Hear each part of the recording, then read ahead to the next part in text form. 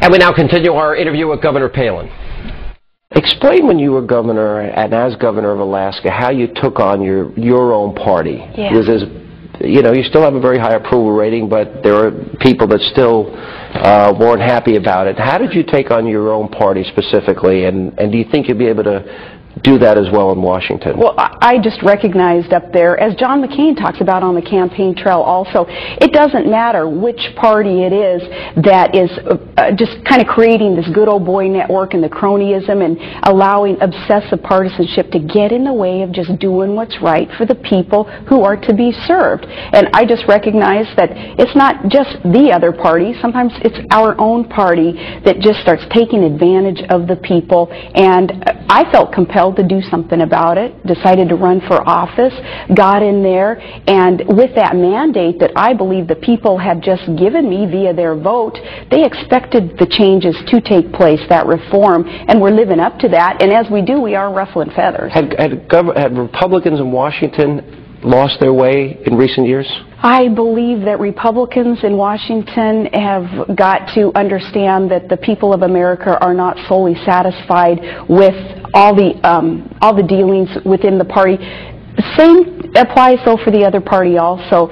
Americans are just getting sick and tired of the old politics as usual, that embracing of the status quo, going with the flow and just assuming that the people of America are not noticing that we have opportunity for good change. We have opportunity for a healthier, safer, more prosperous, and energy-independent nation at this time. People are getting tired of a process that's not allowing that process, that progress to be ushered in.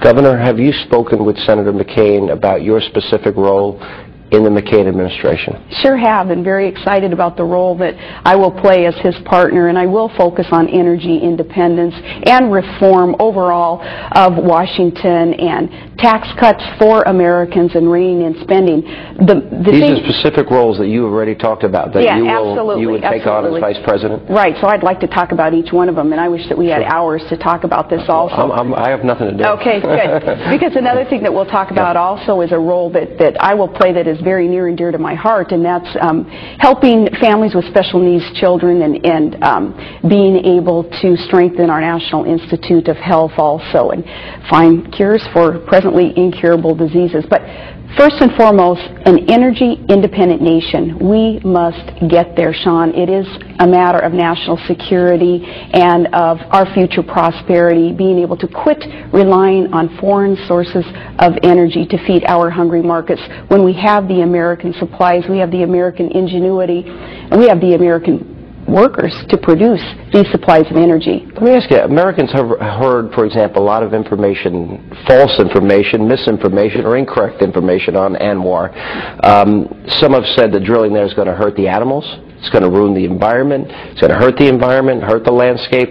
You know, it's clear, I've heard you talk passionately about your love for your state of Alaska. Yeah. You know, why then would you support drilling in Alaska, and why would that be a good thing? Why would you want to do that? I support drilling in Alaska because it's going to be good for our nation and our including nations. ANWR. Absolutely. ANWR is a 2,000-acre plot of land, and it's a 20-million-acre plot of land. It's about the size of LAX, that platform of land that we would need to explore. But no secret, John McCain and I agree to disagree on that one, and I'm going to keep working on it. Have you had any discussions about it yet? We have. Mm-hmm. We have. And is he softening? I'm very, very encouraged, as we all understand that John McCain knows, more so than any other leader in our nation today, that for national security reasons we must be an energy-independent nation. We must start taking the steps to get there. That's why he has embraced offshore drilling. That's why he has embraced the idea of the alternative fuels also.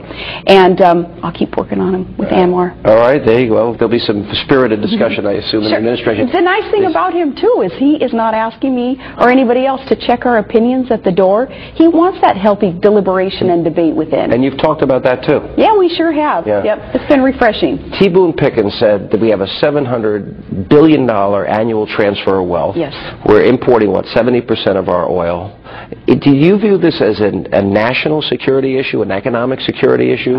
Both. And what is the impact for Americans down the road if we don't do something to solve our energy dependence. Right, and that $700 billion transfer of wealth, that's when the price of oil was up as high as it was there at the $140 mark, but of course that transfer of wealth still, that imbalance of trade is something that we need to tackle also. Yeah, those dollars should be circulating within our own economy. It's a matter of national security. It is a matter of our future prosperity. Energy is inherently linked to security and prosperity. More and more Americans are recognizing this also. You can see the constituents putting pressure on Congress to, come on Congress, get rid of that gridlock that you are so engaged in now. We sort of have a do-nothing Senate right now where nobody's wanting to really pick up the ball and run with it and take the steps that we have to take to become more energy independent. And it's going to take a change in leadership in order to really crush that gridlock and get going on this. For the families and friends of the fallen, this memorial will be a place of remembrance. Instead, 9/11 has become a brand name, a Republican campaign slogan, propaganda of the lowest form. 9/11 has become 9/11 with a trademark logo.